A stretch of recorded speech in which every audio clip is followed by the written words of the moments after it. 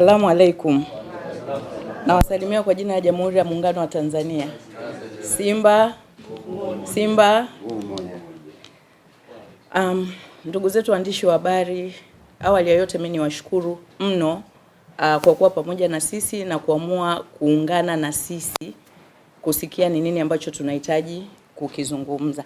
Sisi hatuwezi kusema ni tamko, lakini tunasema tunashukuru kwa kuamua kuungana na sisi mashabiki na wanachama wa Simba Sports Club kusikia na sisi tuna maoni gani kwenye sakata ambalo linaendelea. Nafikiri sisi hatutakuwa na mazungumzo marefu sana, ila tu tutatoa maoni yetu na sisi kama wana Simba, kama ambavyo wenzetu wametoa maoni yao kwa uhuru sana. Nafikiri kila mmoja wetu hapa atakuwa na ana dukuduku lake au ana kitu ambacho anaamini kwamba ana haki ya kukizungumza na kukitoa kwenye klabu yetu.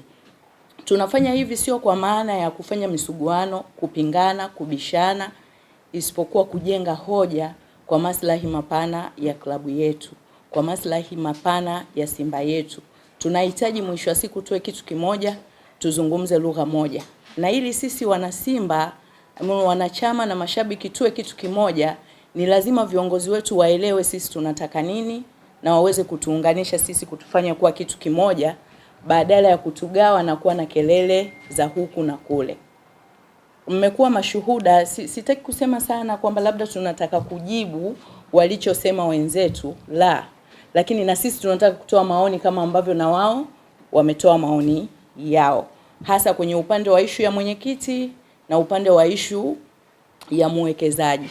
Kwanza nishukuru klabu kwa sababu kwa namna moja au nyingine imekemea hayo yote ambayo yametokea.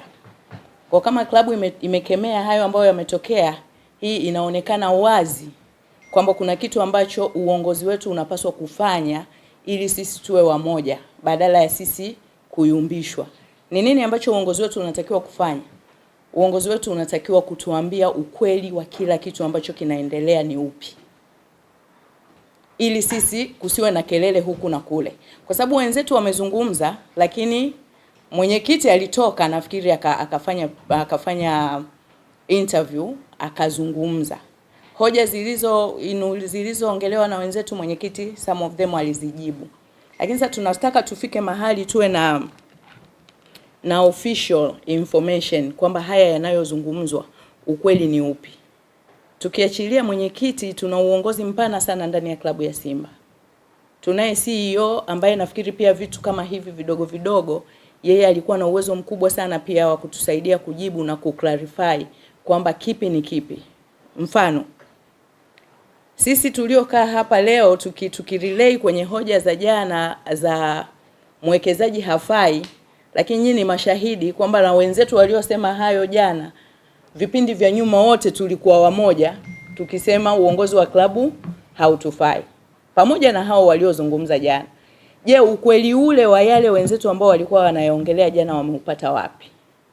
Kama wao kuna mahali wanapata ukweli huo, naamini huu ukweli ulikuwa unapaswa kuwa ukweli mpana kwa wanachama wote wa klabu ya Simba. Sio wanachama walioko Dar es Salaam, wanachama walioko Mwanza, walioko Iringa, walioko all over Tanzania wanahitaji kujua ukweli. Na sisi wanachama au na mashabiki wa Simba tunatoka hivi tunakuwa tunafanya press kila wakati kwa sababu tunahitaji kujua ukweli. Na kwa sababu hatujapata ukweli ndio sababu tuko kwenye mgawanyiko. Kwa tunatamani sana uongozi wetu uwe wazi. Na sisi tumesema, mimi bahati nzuri jana nilipata nafasi ya kuongea hata kabla ya kujua kama kulikuwa na hiyo press. Na mimi kilio changu mara zote nimekuwa nikikielekeza kwa mwenyekiti kwa sababu najua mwenyekiti ndio anayetubeba sisi wanachama. Kwa tunajua mtu wa kumuinulia au kumnyoshia vidole ni mwenyekiti wakati wote. Kwa tulikuwa tunatamani klabu, uongozi wa klabu yetu, mwenyekiti na CEO, sisi tuna mkutano mkuu, wangetoka wakatuambia ukweli ni upi. Kama watafanya media au watafanya chochote kile, watuambie ukweli ni upi. Sisi tulioko hapa naamini tunaamini kwamba tajiri anatoa pesa. Sisi tunaamini hivyo. Lakini wenzetu wanaamini kwamba tajiri hatoi pesa, na wao wameongea kwa gati zote kwamba tajiri hatoi pesa. Especially kipindi cha usajili. Wanasema dirisha dogo tajiri alizima simu. hakutoa pesa ya usajili. Mimi naomba ni question kwao kidogo tu kwamba dirisha kubwa tajiri alisema ametoa bilioni 6 plus za usajili, na mkutano mkuu kwenye mapato na matumizi wakaeleza, klabu ikakiri kwamba tajiri aliahidi bilioni 6 na ametoa. Maana yake bilioni 6 ilikuwepo na wachezaji walisajiliwa, na kipindi kilichopita pia tajiri alitoa pesa tukasajili, na baadhi ya wachezaji waliuzwa. Je, zile pesa zilizouzwa wachezaji hazikuwa zikijitosheleza kusajili dirisha dogo? Je, pesa zinatoka tu kila usajili au inatakiwa kwamba pesa inatoka inapohitajika? Tuna maswali madogo kama hayo sisi tulioko hapa ambao tunahitaji clarification. Pesa inatakiwa kutoka wakati gani? Lakini lingine ambalo natamani sana klabu yetu siku moja itupe majibu ya hayo. Tayari mwekezaji sisi tumemweka kupitia mkutano mkuu wa klabu ya Simba kwa maana ya wanachama. Lakini leo inaonekana kwamba mwekezaji hatoshi, hatufai. Which tulitakiwa pia tupokee taarifa hizo kutoka kwenye mkutano mkuu kwa kuclarify. Tupate kabisa vigezo kwa nini mwekezaji hatutoshi. Sisi ndio tumempitisha na sisi tuna haki ya kumtengua. Kwa tupewe taarifa hatutoshi kwenye kipengele kipi. Tumeambiwa mwekezaji anadai, tumesikia mwekezaji anadai, na anapoonekana Mohamed anapodai pesa anayotoa ni dhambi kubwa sana ndani ya klabu ya Simba. Lakini huyu mtu tunayemlaumu akidai pesa zake hatujamkabidhi timu. Tumekataa kukamilisha transformation kwa kuamini kwamba hatufai. Sasa kwa nini pesa yake anapodai tunaona kwamba ni dhambi? Je, pesa anazotupa mtu ambaye hajakabidhiwa timu anatuhonga zile pesa? Yaani ni haki baniani mbaya kiatu chake dawa. Ni haki yeye kutupa pesa zake na hapaswi kudai. Lakini kumkabidhi timu ni dhambi. Sasa kama hatumtaki, kwa nini pesa zake tunazitaka? Kama hatumtaki, pesa zake tusichukue.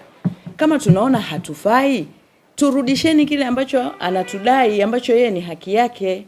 Sasa tunapotoka nje tunakuwa na mafungu ya watu hao wanasema hivi, wanamtukana, wanasema vile kwa kuona kwamba hastahili kudai. Kama ambavyo hastahili kudai na kama ambavyo nyinyi mnaona kwamba hastahili kupewa timu, basi muache, msilalamike kwamba kazima simu, msilalamike sio kafanya nini. Ana haki ya kudai kwa sababu timu hatujamkabidhi. Kwa kama tunaitaka pesa ya Mohamed, basi tuhakikisheni kwamba tunakamilisha yale makubaliano ambayo tunakuwa nayo. Tunazungumza si kama mashabiki tu, lakini kama wanachama. Tuna CEO, mimi ninarudia sijawahi kumzungumzia CEO kabisa, lakini naamini CEO wetu ana uwezo mkubwa wa kutujibu au wa kutoa clarification ya haya ambayo yapo. Tunazungumzia usajili, tunasema mwekezaji atoi pesa, lakini sajili zote kubwa mwekezaji ametoa pesa. Je, pesa anayotoa na wachezaji wanauzwa haitoshi? Inabidi pia pesa nyingine itoke. Je, pesa inatoka inapohitajika au inatoka tu pale watu wanapokuwa wanahitaji? Swala la yeye kuondoka, that's not a big deal. Kama mnaona hafai, basi turudi kama ambavyo tumemweka, tumtoeni kwa utaratibu, sio kwa vigenge huko pembeni. Kwa upande wangu mimi na yote ambayo nimeyazungumza jana na siku nyingine zilizopita, bado mimi ninasisitiza kwamba tuna matatizo makubwa sana ndani ya uongozi wetu wa klabu ya Simba. Na kwa sababu klabu ya Simba ndio ambao tuna uwezo wa either kumweka ama kumtoa mwekezaji.